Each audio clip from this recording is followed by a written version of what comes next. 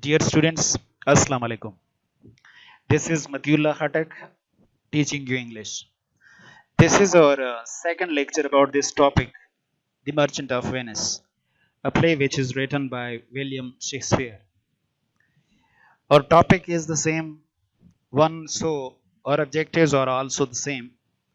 Keep these objectives in mind and try to achieve them while going through the lesson because they are very important. Your questions are usually based on these objectives. In the previous lecture, we had discussed that Shylock was always in search of a situation where he can somehow harm Antonio because there was great animosity, opposition, hostility between these two persons. And what was the reason of hostility between these two persons? That was also well established because one was giving money on high interest, that is, I mean to say, Shylock, and the other, I mean to say, Antonio, he was giving money to people, he was lending money to people free of charge, free of any interest, free of cost. So, this was the main bone of contention. This was the main cause of contention between these two persons. So, in this lecture, we'll mostly discuss about Antonio's personality and Bassanio's personality. What kind of person was Antonio and what kind of person was Bassanio, and how was their friendship, a true friendship. So let us start with the reading. Antonio was the kindest man that lived, the best condition, and had the most unwearied spirit in doing courtesies. Indeed, he was one in whom the ancient Roman honor more appeared than in any that drew breath in Italy. He was greatly beloved by all his fellow citizens, but the friend who was nearest and dearest to his heart was Bassanio, a noble Venetian, who, having but a small patrimony, had nearly exhausted his little fortune by living in too expensive a manner for his slender means. As young men of high rank with small fortune are too apt to do. Whenever Bassanio wanted money, Antonio assisted him, and it seemed as if they had but one heart and one purse between them. One day Bassanio came to Antonio and told him that he wished to repair his fortune by a wealthy marriage with a lady whom he dearly loved, whose father, that was lately dead, had left her sole heiress to a large estate, and that in her father's lifetime he used to visit at her house when he thought he had observed this lady had sometimes from her eyes sent speechless messages that seemed to say he would be no unwelcome suitor.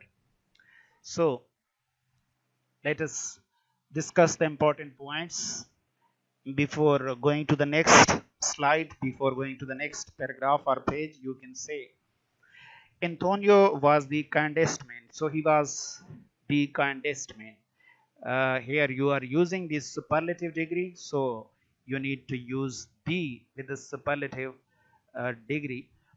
We'll give a detailed lecture about the use of a, n, and the, so that you may use it in a proper way. He was the kindest man that lived. He also lived in Venice.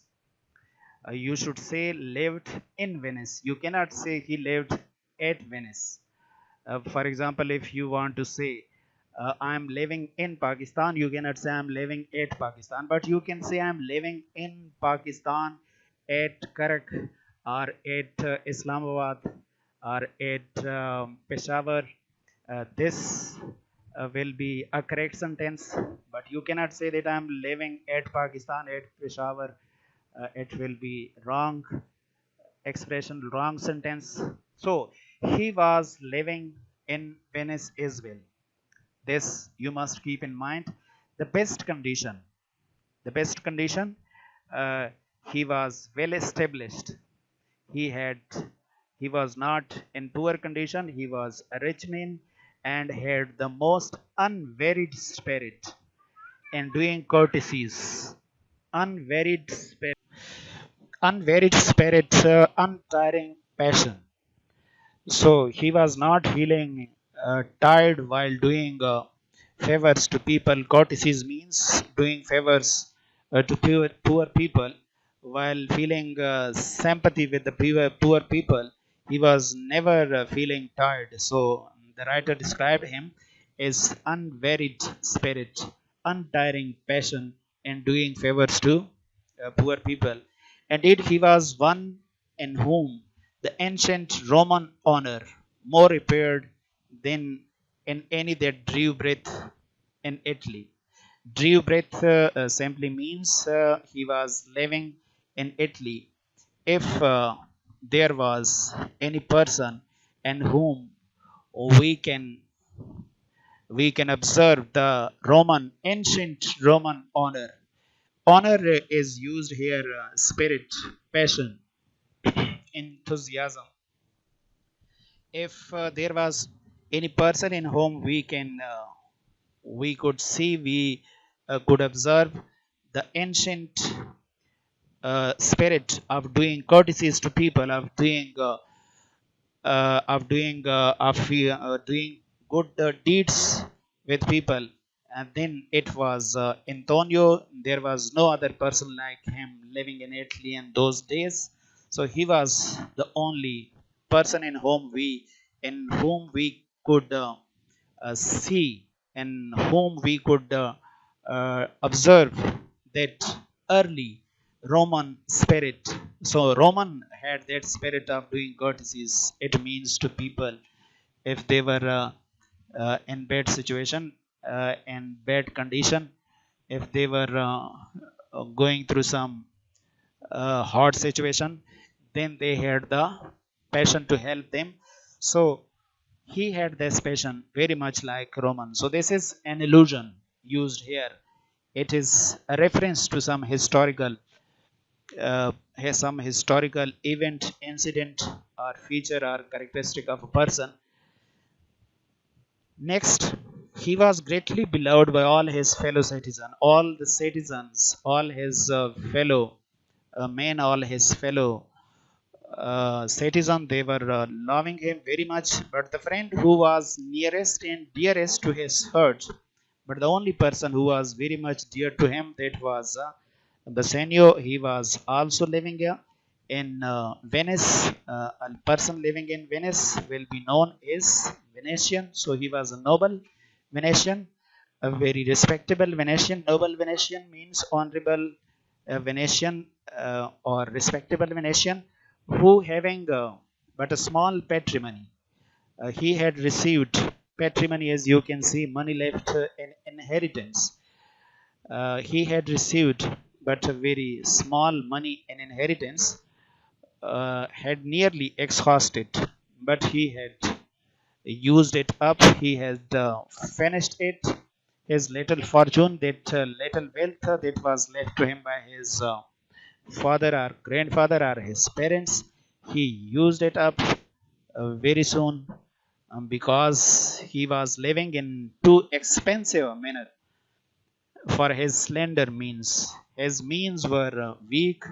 His means were weak means that he had a little wealth, but he was living in too expensive a manner. His lifestyle was very expensive, and his means were very little.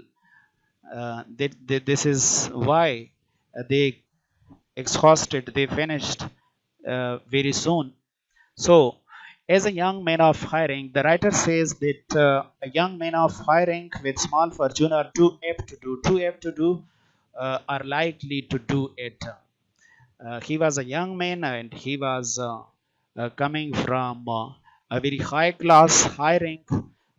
In this kind of person, if he is a young man and he comes from an elite class and he has a small fortune, so it is uh, likely to do for him to bring to end what he already has. So his wealth came to end very soon. He ended up with his little fortune very soon. That's why he came to Antonio and asked him to assist him, to help him, to give him some more money. Whenever this is the next thing we come to know about Bassanio, whenever Bassanio needed money, Antonio assisted him. So Antonio was the only person who used to help Bassanio whenever he needed money, and it seemed as if they had but one heart and one purse between them. They were very close friends, so they seemed to have one heart and one purse using.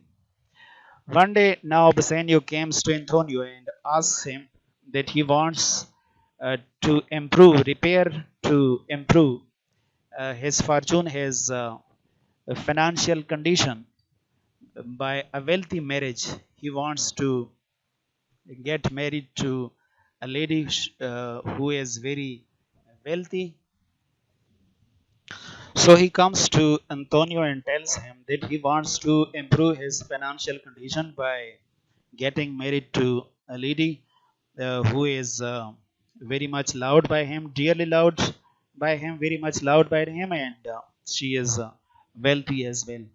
Whose father that was lately dead, currently, recently, he died. He has left a large property for her because she was the only heiress. Heiress is used for a female.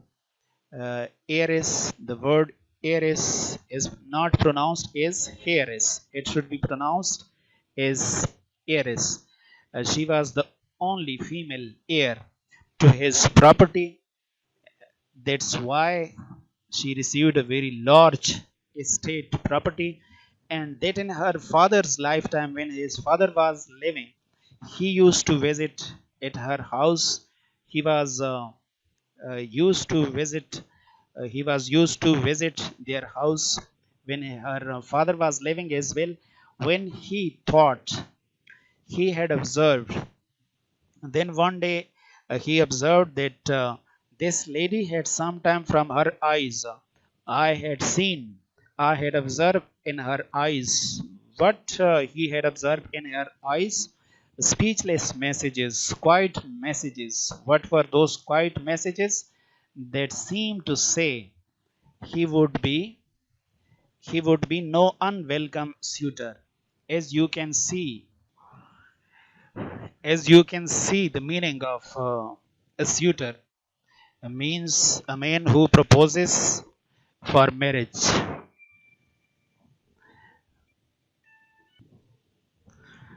So he tells Antonio that he had observed this lady at some time from her eyes sent speechless messages. And what were those quiet messages? Those messages were that if ever Bassanio had the courage to propose her for marriage, she would never turn that down. She would accept his proposal for marriage. So this was what he had observed in the eyes of that lady, and he was telling it to Antonio that that's why I want to propose her, because I would not be no unwelcome suitor. No unwelcome means double negative, make a positive no un, so it make a positive no unwelcome. A welcome suitor.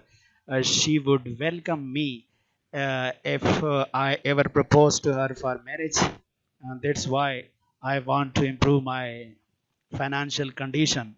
by getting married to that lady, but not having money.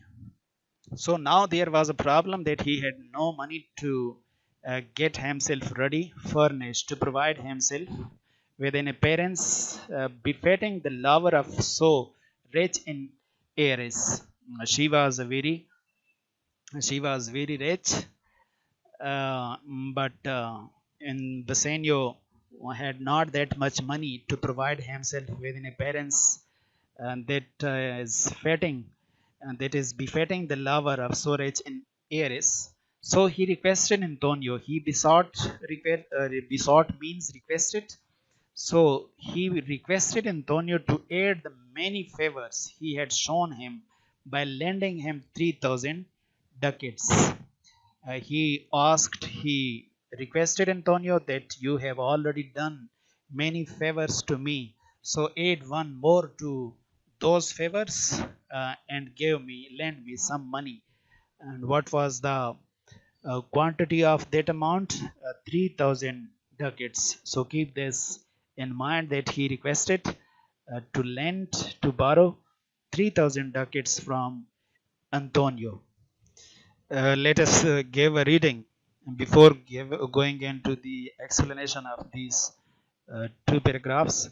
Antonio had no money by him at that time to lend his friend, but expecting soon to have some ships come come home laden with merchandise, he said he would go to Shylock, the rich moneylender, and borrow the money upon the credit of those ships. Antonio and Bassanio went together to Shylock, and Antonio asked the Jew to lend him 3,000 ducats upon any interest he should require, to be paid out of the merchandise contained in the ships at sea. On this, Shylock thought within himself, if I can once catch him on the hip, I will feed fat the ancient grudge I bear him. He hates our Jewish nation. He lends out money gratis, and among the merchants he rails at me and my well earned bargains, which he calls interest. Cursed be my tribe if I forgive him. So you must have guessed that both of them decide to visit Shylock in order to get the required amount. And Shylock, when heard their request, started thinking within himself that this is the golden opportunity that I can take revenge upon this man who gives money to people, to take revenge upon this person who gives money, who lends money to people free of charge. Greatest means free of charge, free of interest. And he calls my bargain, my business activities, uh, interest, that you lend money to people on high interest. So because of this reason he hates me. So let us see the explanation. Antonio had no money by him at that time to lend his friend. So he had no money at that moment to give his friend, but he was expecting soon to have some ships come home laden with merchandise. So merchandise, you can see business products, things which are imported from another country, and they are sold out in the country to the shopkeepers. Such products are then called merchandise. You can see that the ships were laden with, they were full of such business products, and they were on the way to Venice, but they had not reached as yet. So they were waiting for those merchandise, those business products He said he would go to Shylock. So that's why they decided that we should go to Shylock, the rich moneylender, and ask him to give them some money upon the profit, the credit, the profit of those ships. So the profit that we would get of those products, will be given an interest to Shylock. So they decided this, and they went to Shylock. Antonio and Bassanio, now they are in front of Shylock, and Antonio asked him to lend him 3,000 ducats, that I need this much amount. Upon any interest he should require, you can ask for interest of your own choice. You should just tell us how much interest do you need, and I am ready to give you that much interest to be paid out of the merchandise contained in the ships at sea.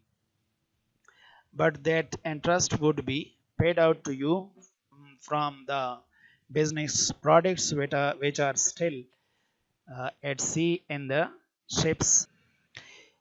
So when Shylock heard their request, he started thinking within himself that this is the golden opportunity that I can take that revenge upon this person who has always railed at me, who has always complained against me, who has attacked me for my well earned bargains. So he started thinking that if I can once catch him on the hip, the lower part of his body, I will feed fat the ancient grudge I bear him. Feed fat, I will fully satisfy my grudge. Grudge means anger, extreme anger against him. I already hold a grudge against him, and I can satisfy that grudge if I am able to give him this money, to lend him this money. He hates our Jewish nation. He was thinking within himself that this person hates our nation, the Jews. He lends out money, the greatest saint. He lends money to people free of charge, and among the merchants, he rails at me. He complains angrily against me. Rails at me means he complains, he makes complaints against me angrily, an angry way, among other merchants at the Rialto exchange when they meet each other there to do business activities. So this person rails at me there, and that's why I should not lose this opportunity to lend him money and catch him by the on the hip. And he calls my well-earned bargains. So I get a lot of money from this business activity, and he calls it interest. So I should teach him a lesson today.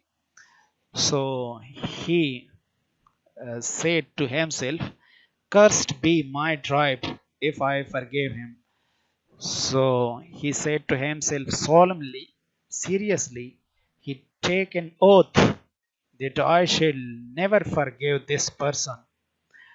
And this why he says, "Cursed be my tribe." His tribe is uh, the Jews. He is a Jews, so his tribe is Jewish. That's why he said that I should send curse upon my tribe if I forgive him. It means that I shall never forgive this person. So this is the end of this lecture. If you have any question in mind, do write it in the comment box. Wait for the next lecture. Thank you very much.